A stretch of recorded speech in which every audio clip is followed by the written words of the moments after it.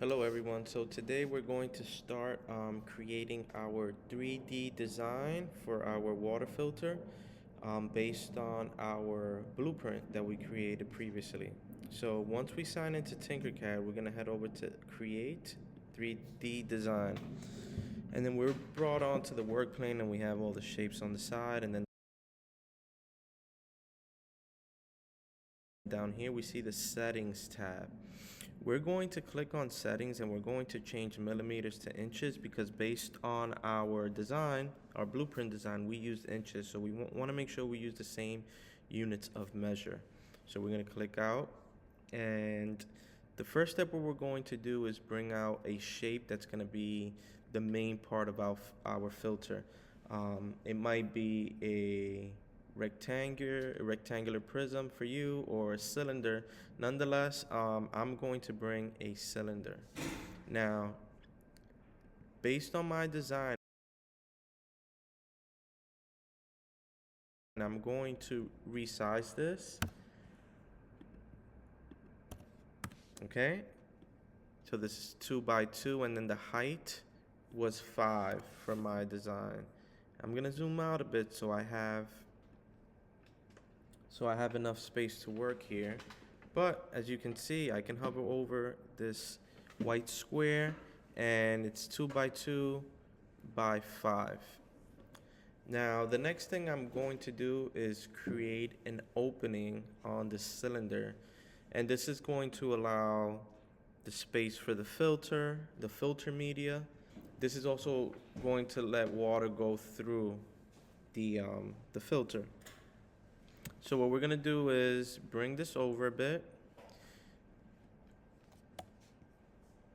Actually, what we're going to do is bring this item in, which is basically the same exact shape I brought in earlier, but it's just a bit smaller. So this is 2 by 2, my design. This one has to be a bit smaller, so I'm just gonna try 1.75 and 1.75 here. And then I'm also going to make this 5, so it's the same height. Now, the next step, I'm going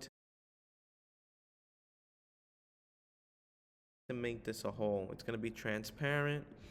And when I bring this over, I want to line it up perfectly. And the way that I do that is I place one over the other.